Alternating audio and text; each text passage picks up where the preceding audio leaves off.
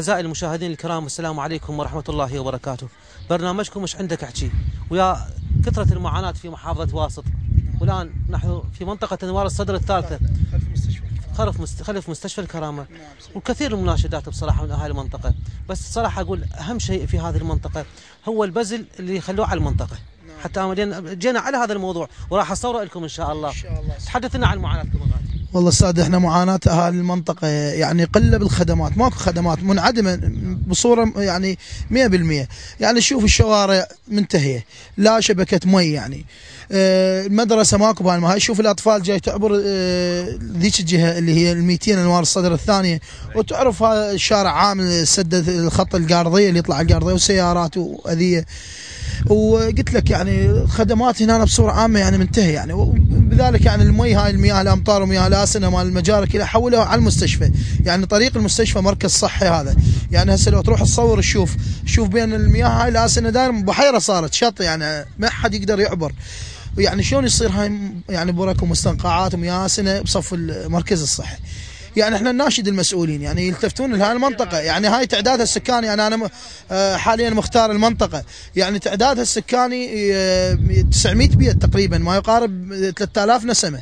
يعني 3000 نسمه، يعني هاي باكر عقبه همينه ابناء هم المحافظه، وهمين يناشدون المسؤولين، وان شاء الله همين هم كلهم اللي رشحوا الانتخابات نتامل بهم خير، اللي السابقين واللاحقين، بس هم هسه احنا نريد من عندهم. يعني هاي المنطقه ما بيها نهائيا قلت لك خدمات، وهسه ان شاء الله الكاميرا مالتكم تتصور تتجول وتشوفون بيها. بارك الله. والله بصراحة هنا سيدنا الأمور تعبانة بمنطقة الأنوار الثالثة، بالنسبة للشوارع، المجاري، هاي المجاري كلش جاي تأثر حتى على المستشفى هاي. فهي مفروض هاي تنقل من المستشفى إلى يذبوها بالشط، أفضل شيء. المدارس هنا ما عندنا، يعني بصورة عامة المنطقة تعبانة حيل. عنوان المنطقة طوكية، منطقة انوار الصدر الثالثة قرب مستشفى الكرامة. المنطقة هاي منتهية متروكة نهائيا، ولا لها اسم. جرونا كهرباء العام صحيح، بس الكهرباء هم على النص مو كاملة، هم صحيح محولة هسه تشتغل على تك، للمنطقة زخم عليها هواية. زين بعدين سووا هالفترة هاي سووا على اساس مجرى، سووا لهم مشروع. حتى بالجزائر ما صاير، هاي باي منطقة ما صاير. وين جروا ذبوه على مستشفى الكرامة. مستشفى الكرامة عليه خط الكهرباء جاينا من الفلاحية، هذا راح توقع الكهرباء تنتهي، ضغط عالي. هذا منتهي وسووا على اساس حل ثاني. مدرسة ماكو، حتى شوف الطلاب تعبر ذيك المنطقة للثانية من الانوار الثانية، وهذا شارع عام. زين وتحمل شتاء وبريد وصيف، والمنطقة هاي متروكة نهائيا. انا اقول لك صح، بس الكهرباء مجرد وصلوا لنا اياها، وهاي هي. خدمات بلدية شلون؟ ماكو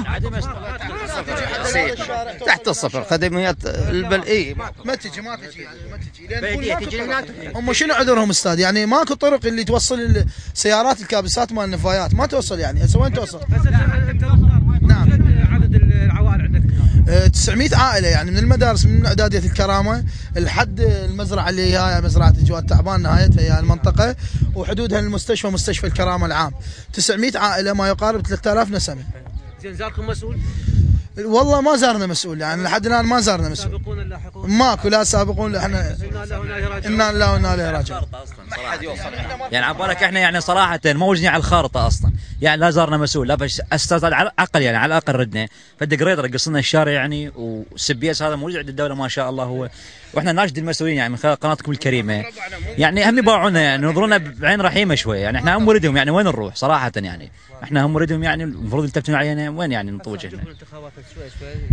والله يجون الانتخابات يعني شلون؟ يعني ما اعرف اذا هو ما مسوي لي شيء، يعني ما يعني انا شارع ما عندي امشي، تدنا شلون اطلع الانتخابات صراحه؟ يعني احكي لك، يعني لا عندنا مثل مجاري، لا فد شارع زين، لا مدرسه، يعني اطفالنا هناك هو شرجي، وهذا المستنقع منه شلون يصير استاذ؟ هي المشكله شنو استاذ؟ حفروا هناك المستنقع وخضر به هذا القصب، ما قصب هاي، وقام يلم الحشرات ما حشرات الشغلات. وتعرف من اوغاز الصيف، وهم عندنا اطفال واصحاب عوائل احنا. بق يعني الصرف صارفته صراحه استاذ، والله يعني بق مو طبيعي بليل، الله شاهد. هو البق ما يقرص، قام يعضنا. المشكله هاي. يعني مكافحه مال الدخان ما جاي.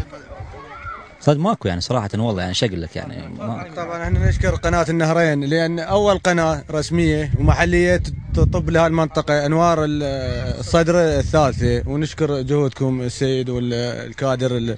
احنا معاناتنا مثل ما تفضلوا يا اخوان، اول شيء المنطقه بدون خدمات نهائيا، يعني على مستوى الخدمات صفر، نقول لا شارع ولا مجاري ولا تعليم ولا صحه، يعني مركز صحي ما بيها، مدرسه ما بيها، يعني حوالي تفضل الاخ المختار قال 900 عائله، اكثر من 3000، وهاي الاطفال تشوفها تعبر شارع وشارعين وثلاثه يلا توصل المدارس اللي بالمنطقه الثانيه، واحنا جهالنا واكثر الناس يعني حالتها تعبانه، هي مثل ما تشوف سيدتي وتصور حتى البناء تعبان، يعني حالتهم يعني تعبانه، ناس بسطاء، واحنا عندنا يعني ما ادري ناشدكم توصلون صوتنا للمسؤولين والمجلس محافظه يطلعون يعني نسلم عليهم وهذه نتعرف عليهم، يعني ما ولا مسؤول جانا هنا وشفنا. ندعيكم اعزائي المسؤولين والمرشحين وغير المرشحين والسابقين واللاحقين، يقولون تعالوا خوش اصوات هنا 900 عائله و3000 نسمه، يمكن تستفادون منها ولو هسه. صوت له ليش ما نصوت له؟ تعالوا شوفوا واستارعوا هنا، خوش بيهم صراحه ترسون قامه بها ان شاء الله. منطقتنا ان شاء الله وبعيوننا هم، بس وين نريد الامور هنا الخدمات ما اريد كلام وهم، يكون كلام حقيقه اللي يجي ان شاء الله تسهيل من الله. يخدمنا ويخدم البلد، هو اول يعني الخدمه للولايه نفسيتها للمحافظه، يعني انت ما طالع رايح ولد ولايتك وولد اهلك، ويعني ما حد الاخ يحكي يعني هاي ما تبعد يعني كيلومتر عن مركز المحافظه، يعني هاي مركز محافظه هيك يعني مهجور، يعني هسه القرى والارياف وصلوا له تبليط، يعني هسه احنا عندنا علم الاقضيه الحي الزبيديه العزيزيه كلها بدرجه اقضيه وصلها التبليط، ومركز محافظه مهجور، يعني هاي تؤجل كل سنه تؤجل 2011 2012 تأجلت، هسه ذاك اليوم انطونا كتاب على 2013 التسلسل الرابع، مع العلم ان ظل من 2011 3 مشاريع و2012 ظل، يعني احنا شمرونا 20 رقم ال20. انت مو رحت راجعتهم لو لا مو قالوا لك ما عندنا اليات؟ ليش ما عندنا اليات؟ ليش ما عندنا اليات؟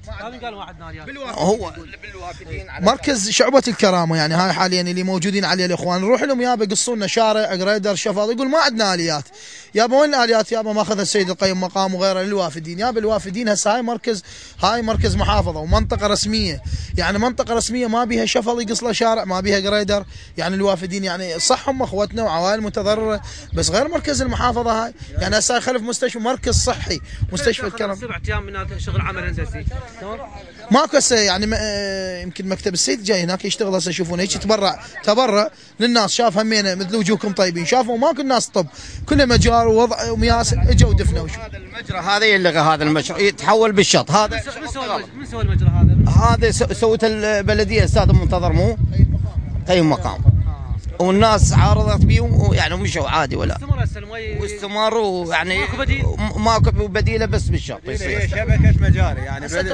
يعني هي بالخارطه سيد، يعني هي هاي قطع رسميه، يعني موزعه، يعني عندهم خراط وعندهم يعني شبكه ماي وشبكه مجاري، هاي كلها فقيره، هي اكو واحد مو فقير بالمنطقه هاي؟ اريد اشوفنا كلها محتاجه والله العظيم، هاي العالم تشوفها تتغدى ما تتعشى. انا عندي 2 ولد وبنيه. ابوكم شو يشتغل؟ ابونا معوق، لا راتب ولا كل شيء، وقاعد بطال والله. عيشتكم على من؟ ها عيشتنا على الله. الحمد لله. مصدركم شلون؟ ها مصدركم شلون يعني؟ ماكو مصدر، هاي لو ماكو ما لا راتب ولا كل شيء ولا رعايه ولا محصين من الدوله القدود. هاي وهذا هاي بهذال والضيم حالنا والله، بهذال قاعدين وكلها تدري. بيت شلون هذا بيت بس اذا تسمح لي انا بدار ضيافه المحافظه جنابك تعرف هذا بيت قدم الطلب 6000 وطلع الكشف وشافوه ولحد الان قد العيد وكشف ماكو. ايش بيه هذا وقع البيت؟ اي وقدم الطلب 6000 وطلعت كشف وش قالوا له؟ كل شيء ماكو لحد الان. والله تيجي علينا السلام عليكم سيتي شلونك واحكي وياها وان شاء الله ما ناسيتك وعلى الهسال. اشارات مخدر هاي طبعا قلت تفضل ان شاء الله صار وبعدين كل شيء ماكو تمام. هاي نعرفها. واحد سيدنا هذا. خلينا بس نشوف البيت منك، ذاك البيت مالك واقع مو؟ اي سيد. هسه ان شاء الله نمر نقدر عليه مثل ما يقول. وكل ما قل 6000 صار وتدلل واحلى جلسه وجلسه وتاخذ جلسه ولحد الان كل شيء ماكو صار 4 اشهر. 4 اشهر ماكو. اي والله. وانت جنابك تعرف كنت تجي من بدار الضيافه تعرف الحاله. اي والله. ان شاء الله احنا الناشط طبعا 6000 يعني 4 اشهر المواطن ما قصرت يعني. ما يخاف راح نقولها نذكرها هسه ما راح نحكي احنا ما نحكي من خلال البرنامج نذكر 6000 هسه اخو الدوره انتهت تقريبا مالت مجلس محافظه وانت مسوى لجنه ماليه وما تقصرين ان شاء الله. المواطن نراجعك يقول بيت نفلش وقع وطلعت كشف وشال زين اريد تصدقون بمواعيدكم مثل ما يقول وعودكم تمام ولا لا؟ وهذا الشخص المسكين مو بس هو الظاهر جزء الالاف والعشرات من الناس المواطنين نفس الوقت هم عندهم مواعيد لكن ماكو. صار 5 سنين وانا عقد. 5 سنين انا عقد تعيين ماكو. عقد. هي لحد الان عقد انا نسيت. انت مدري بيه تعرف كل زين جنابك اكثر مره جاي علينا. تعيين ماكو تدري ليش؟ هسه انت عمرك من فوق ال 40 فوق ال 50 ما كل تعيين ماكو. يا سموسه يقول بيها يعني احنا هسه مسوي انا بالمدرسه ولهسه تعييني ما جاي ومجاني انا اشتغل قاعده. مجاني. اي مجاني. والله العظيم وهاي كلها تدري. ها وصار لي فوق ال10 اشهر. يعني المعلمات جمعا بيناتنا يطن. ما يطن هن شو يطن ال 25 بالشهر يعني الله يقبلها اجيبها منا لو طبيب لو مسواق الهجه خال هاي يعني وتعيين راح للميزانيه والهسه ما مردود علي كل شيء. كل ما اروح للتربيه يقولوا لي بعد التعيين ما جايك بعد التعيين ما جايك. انا حتى ابني عندي ولد اكبر من هذا هم من ذبح. الارهابيين ذبحته وكلها تدري. بس صور هاي منطقه الانوار الصدر الثالث يسموه والله حرامات يسمونه بهالاسم. تفضل وشوف هاي الحيوانات اللي هنا رحمه الموتاك. صور هاي احنا حالهم هاي البشريه حالها حال الحيوانات رحمه لوالدك بس باوعن. اي باوع هم جيش القاعده عمها همويج. زين هذا الصخر ما يخلي شيء. لا الله يقبلها ولا بنادم على هالوضعيه. زين صورها رحمه لوالديك. هاي منطقة انوار الصدر الثالثة تكون قدوة هاي تصير. والله جريمة. هاي تهلك الحرث والنسل هاي. مصيبة والله مصيبة. تفضل تفضل سيدنا شوف الوضعية. ما شاء الله عليه الله يرزقك ان شاء الله.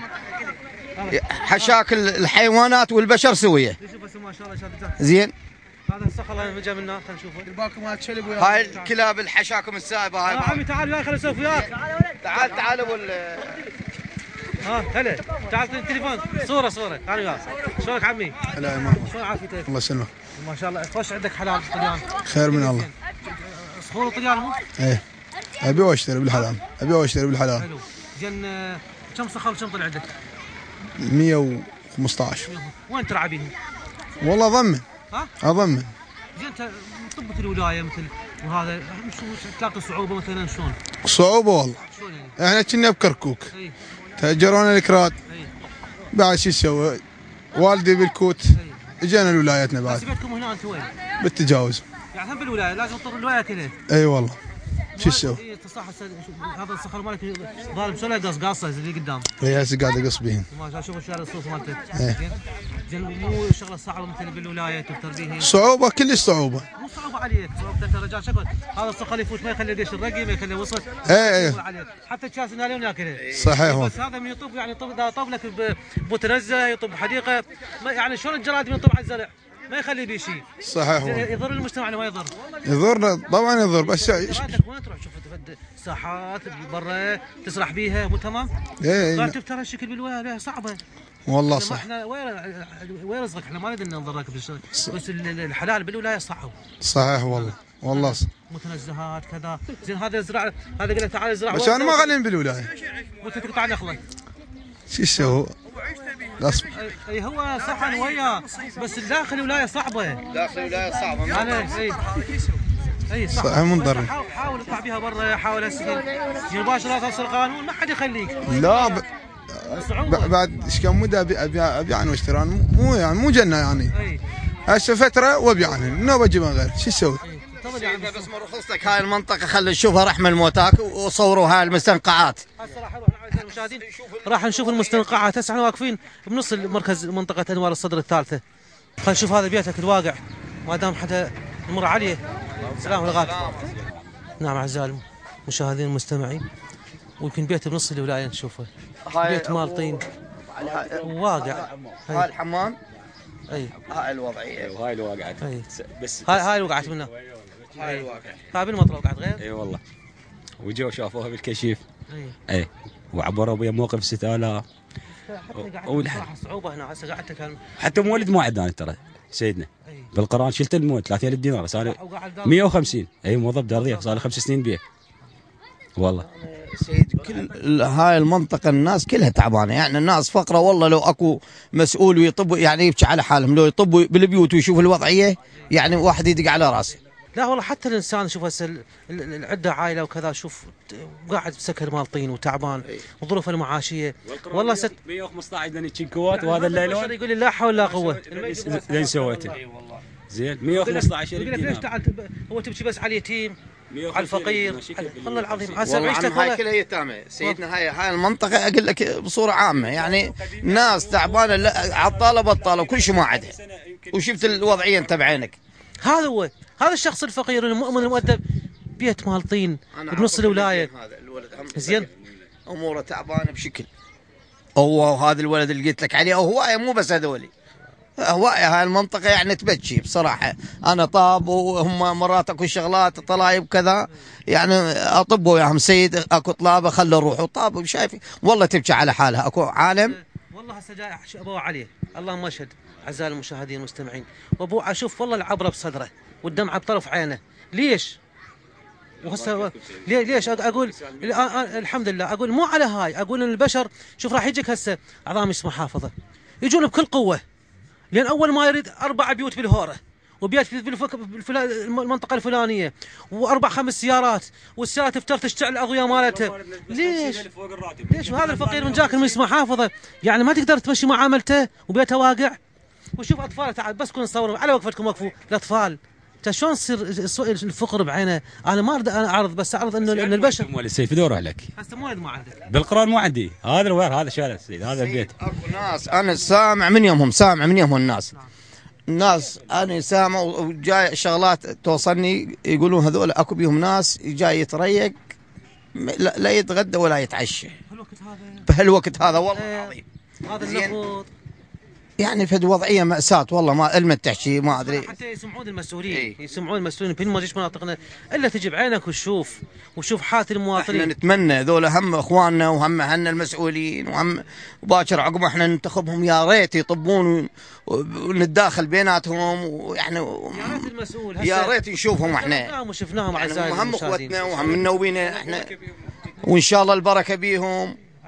احنا يا ريت يطبون. انا اقول اول يوعد يعني المسؤول يجي يقول يعاهد الشعب يقول راح اجي ازور بيت الفقير لله سبحانه وتعالى، اقعد وياهم واكل من اكلهم واتفقدهم. احنا ولد هالبلد والوطن هذا يعني ماكو واحد ما يحب العراق، ترى ماكو عراق ما يحب الوطن هذا. تجيك هذا ابو جيش الحرب القاعده يزورك هنا؟ لا والله بس تبني البلد تعال شوف اهلنا شلون حالهم قاعد بهاي الطينه بمكان يمكن ينباوع عليه غادي شوف له قصر كبير. احنا هسه بعصر التطور هسه نحو الاسوء يعني شو ما والله عجيب شو يحكي واحد ما ادري. بس على اي حال انت ظليت هسه وتشرفنا بمعرفتك ودرينا بيتك. تعال خلينا نشوف حتى نشوفك. الحمد لله شفناك وتعرفنا عليك وعلى عائلتك واولادك ونقول الحمد لله والشكر. ومن خلال هسه انا وياك والاهل الطيبين بالمحافظه ادري بكم تعاطفتوا وياي وياه. ليش؟ لان كل خير بالمحافظه مع الناس الخير الطيبين كلهم وياهم ادري بهم. بس الشخص اللي بقلبه حقد القلوب القاسيه لا بعيدين ذوله. بس الناس اللي عرفوا معدودين اللي باعوا عليه يعيش حالتي وحالتك ويتاثر عليك نفس الشيء. ونقول احنا وياك تعرفنا وشرفنا بمعرفتك ان شاء الله، وان شاء الله احنا وبخدمتك ان شاء الله. بارك الله وياك. جهودكم اذاعه النهرين والله ما قصرتوا مجيكم لان انا يعني والله هو المبذل هذا بالمخطط يعني هو انشاء مدرسه، وهذا تلقونه انتم بالسجلات العقاري والمخططات مدرسه هنا. أنا ما اعرف المدرسه ليش توقفت، ليش ما سووها لهاي الناس هم وهاي ما نعرف. احنا ايش قد النادي يعني ايش قد النادي هو مقام نفسه اللي طلع وحفر هذا المبذل اللي ذبه من هناك على المستشفى وعلى البيوت مالتنا وغرقنا. جو المسؤول نرجع منه يغرقنا لو مثلا ينعشنا.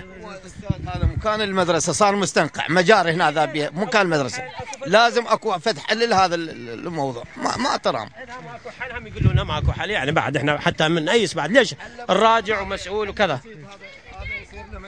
هسه انتم حتى تصورون وتعطونها للحقيقه، هم يدرون طبعا يدرون، وطلعوا مسؤولين منعوهم، قالوا لهم انتم المن طالعين لهاي المنطقه ليش طالعين لها بالذات هال؟ قال له عمي لا دعايه انتخابيه طالعين له، ناس مساكين، ناس ما عندها، ناس بيها تنك ساكنه بتنك، ناس وقعت بيوتها بالمطر، اكو واحد جاه وقال السلام عليكم ماكو. هذا الرجال المهندس ومختار مالتنا استاذ ضياء، هذا الرجال هم قام بالواجب اللي عليه، راح للبيئه، احنا رحنا للبيئه، يا معودين يطلعوا لنا ماكو ابدا، ماكو اذان صاغيه نهائيا. وخلي يسمعني ويقول مسؤول انا طلعت ونفذت فد شيء، انا قدامه اقابله مو بالفضاء. المدرسه هذا القصب باوع، هذا صاير مستنقع وقصب هذا. شوف هذا المكان هذا ثاني المي. هسه البزل وين صار؟ هذا البزل صاير على المستشفى وعلى نفس المكان مال المدرسه. بس خلي يصورها رحمه الوالديك شوفها. واحد يحفر له بزل في شارع 30. هاي بالصيف شو تصير؟ هاي بالصيف هاي كارثه تصير، بيق وريحه. وخرهم شوف التطور مال حضاره 5000 سنه مال سيدنا. هذا ودوه الى ماكو الا منفذ. مثلا هسه انا مهندس الى حاكيك ومشتغل بمشاريع، يعني هذا هسه من صرفه هو خلص الناس هاي الفقره من المي، كانت هاي البيوت كلها غرقانه الجا المي، بس من وداه ما وداه الى منفذ يعني رسمي. المفروض وقتي يصير على الشط، يعني هم يقولون تعال هسه منا هذا المبزل، هذا وصلنا لنا المبزل، شوف المبزل ذا على المستشفى، يعني هذا المستشفى مركز صحي، شلون يصير يمه مياه آسنة؟ كلية الطب شلون يصير؟ يعني المفروض ورود يمها، يعني عطور خوم، وهيك هاي المنطقة كلها حولت عليها. هذا زرع، بس هذا احنا راح نمشي ويا البزل خوش ونطلع منه ونقرب على لا اسمع يقول البزل جاي فيه على المنطقة منين؟ نعم هذا البزل، هو هذا البزل وين راح يذب؟ يذب عندك بظهر المستشفى، خلف المستشفى. الكل هنا شوفك اياه مصورين كله، احنا مصورين استاذ ضياء، مصورين كل صور، صورت 50 صوره ونطيت هنا. انا المحافظه وصلت، يعني الاستاذ حيدر شبوط ابو صادق، وصلت للبيئه، وصلت ما خليت مسؤول ما وصلت له بالمحافظه خوش. ويعني المعنيين كل يقولون احنا خلصنا المنطقه، بس خلصتها انا وياك على عيني وعلى راسي، بس خلصتها غير كون تخلصها الى يعني منفذ، مو انت حصرتها بين المستشفى وبين البيوت الطابه وبين هسه الدور. شو سوت كارثه، رجعت على شارع النفط. يعني هاي قصور بانيين ذولا مهم بن بيت سليب باني هنا بيوت زراعيه، رجع عليهم الماء. يعني هسه اذت 3 منطقتين والمستشفى متاذي. هسه تصور يعني انت تنذهل تشوف الماء. هاي العواميد مال الكهرباء اللي صرفت عليها الدوله ملايين الدنانير صرفت عليه، وهم مراجعات كهرباء هسه مالت الاعمده هالشكل. نصها خطا هي. زين هذا ذا وقع مثلا عمود كهربائي وهو بي ما ادري ايش قد من القوه الكهربائيه وقتل الناس، مسؤوليه من هاي الناس. لا تروح هيك مو تمام؟ زين احنا ما ادري ليش هالرخص بالبشر. هذا سويته على حساب انا. جبت قرده ويمكن 20 تك سويته. يعني ماكو مهمول المنطقه. انت مختار من تروح تراجع شلون المسؤولين شقلوا لك يعني بالمجلس اي صار ودللوا ضمن خطه. يا انا ما ادري الخطه تتاخر، اريد حلول يعني وقتيه، يعني سووا لنا شارع. هسه الجهد الهندسي ليش يعني ذاك اليوم انا وديت معاناه للجهد الهندسي، همين الجهد الهندسي والله ملتهي بالوافدين، يا بسووا لنا شارع. هاي المنطقه كلها 900 بيت، عددها قلت لك 3000 نسمه، شارع واحد ما بيها سبيس. يعني هذا افضل شارع تمشي به هسه انت، شوف هذا افضل شارع جاي تمشي به. شوف هاي البيوت هسه جاي كاميرتكم تصور، هاي كلها بانيه ب 100 مليون. يقول لك والله شنو بيها تجاوزات، يا تجاوزات الاطراف معدوده، يعني معدوده، بس منطقه هاي رسميه ودليل ذلك صرفوا لها كهرباء. شوف هاي الكهرباء يعني هاي 2012 تم انجازها كهرباء. زين ترجع هسه نفس الحاله المي يعني بالتواسيل. يلا وصلنا على شبكه المي، شبكه همينه من على انوار. اي بس بور هيك وصلوا مغذي يعني بوري واحد وصلوا لنا مغذي. سيد حتى المي اللي يجيك تشربه هذا ماكل بالحنفيه مي خايس تمام يا بلو مو تمام. هذا يمر على مستنقع لازم طبعا على طبعا فاعتياد من قطع المي هذا كله ينساه قبل داخل الصونده داخل الانبوب. طبعا اول ما يدفع المي يدفع هذا المياه الآسنة لكم من ناحيه هسه راح يروح الولد هذا المي من ناحيه بس شويه ناكد لكم على المي وين واصل؟ يعني هذا حد هنا البزل شوف استاذ سعد، هنا المي واصل استاذ سعد. هذا البزل ماكو البزل هذا مكانه شارع 30. يعني هل العقل يعني المهندسين اللي قاموا به شارع 30 انت تسوي بيه مبزل؟ مع العلم ان هاي الارض هاي ماكو هاي الارض الزراعيه معوضه هسه هاي، المفروض هو يقص شارع ورا البزل مو يقص ويا البيوت. يعني شوف حرم الشارع قصدك. يعني ماكو نهارنا الشارع فد نوب حاكينا يابا قلنا احنا مو نعارض فكره انت تخلص الناس، بس خلصها الى حل. شوف هسه هاي الملاعب مال طوبه حصر هاي الشباب يلعبون العصر. شوف المي هسه تم الناس شوفه المي يعني مذهل يعني مو مي شط سواه.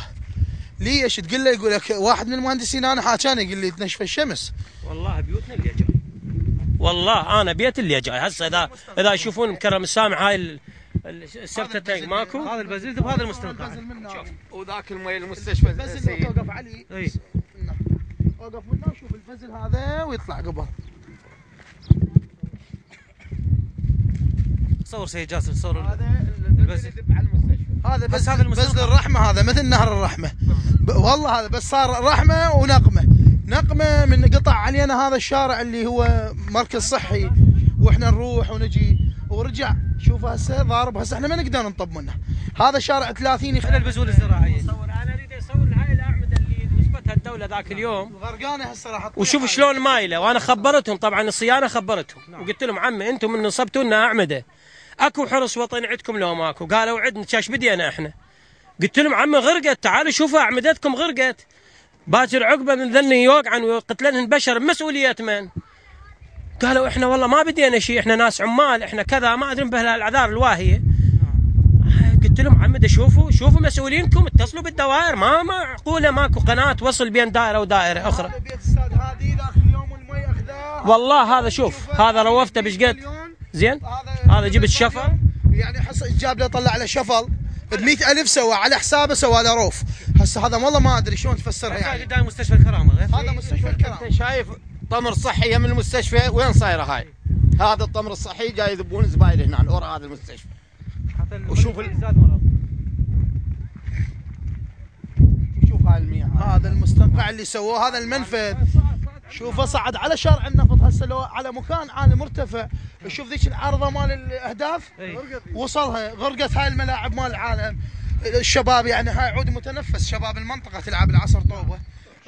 هذا ضرب بالحائط. هذا تجاوز. انا طلع لهم السند اذا تجاوز. انا رجل هم موظف وعند الدوله، اذا تجاوز انا هم اترك البيت واتركه لهم فد مره.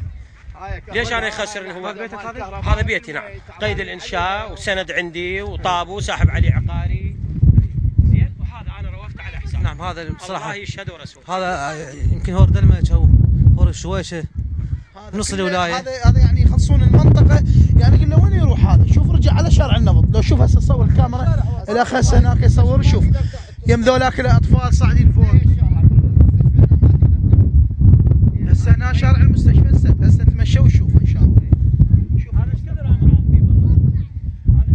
هذا يصير يم مركز صحي، يعني يصير هسه هذا مستنقع 100 سنه يم كليه الطب. يعني احنا يعني يصير هسه هذا يم مركز صحي، يم كليه الطب، جامعه واسط. هذا المستنقع حول المجاري كلها عليها. احنا نناشد المسؤولين، يعني بصفته هو مسؤول، من يجي يقول انا صاحب اختصاص، هو مهندس على عينه وعلى راسه. يعني يصير هيك انت حل وقتي دب على الشط.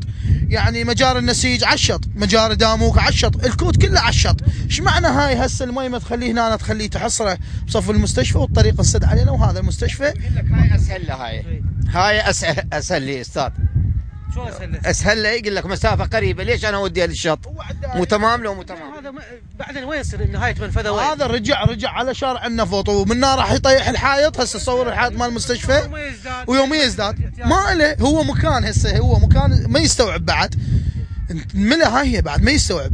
يعني واذا ما يسوي انا حاكيتهم قلت لهم اكو بوري ورا السيطره يا بسووا. يقول لي من يقول المنسوب اعلى، من يقول المزارع. قلت له انت دوله، انت سوي حلول وقتيه. هسه ما مطالبينك لا، بس انت هسه هذا يوم بعد يوم يزداد يوصل لي غاد. هسه شوف انت ان شاء الله تعالى بعد شهر وشوف اليوم.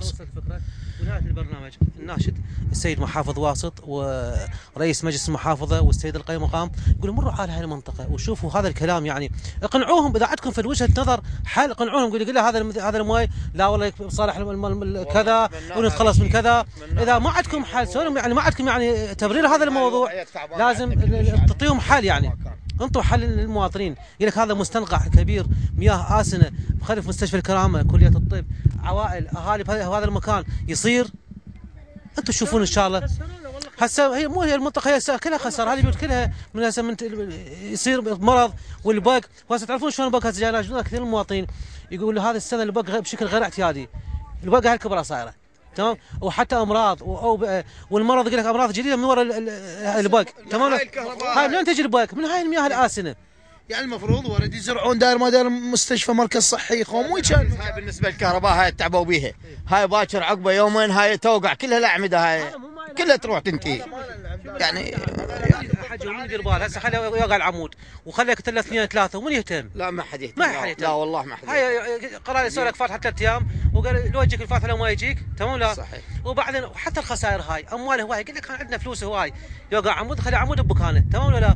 بس ما يقول هذا المواطن مثلا اخلي مياه آسنة هنا وكذا بهذا المكان ونقص خدمات وفلوس دوله ميزانيه انفجاريه للمحافظه، زين وين؟ يعني هي 3 سنوات تتاجل، قلت لك 2011 2012 وهسه تاجلت على 2013 2019 انا قلت لك باقي ما ادري بعد. هو يعني احنا لو يقولون مثلا احنا عراقيين ما ادري احنا منين جايين، واحنا هاي العالم اللي بالي يشوف هاي التصوير، شوف هذا دبل فاليوم 2012 تتبلط هاي المنطقه كلها مو تمام. لو يجي شارع سبيس واحد الجهد الهندسي يتحرك، شارع واحد كلش كافي ويخلصونا من هذا يعني هسه احنا ما عندنا طريق نطلع منه. احنا يقول لك طب على الانوار، احنا هذا كلية هذا اقرب ما اقدر اطب. هسه لو كاميرتكم تروح والمي وين الحائط ما نقدر نمشي، مشي ما تقدر تمشي.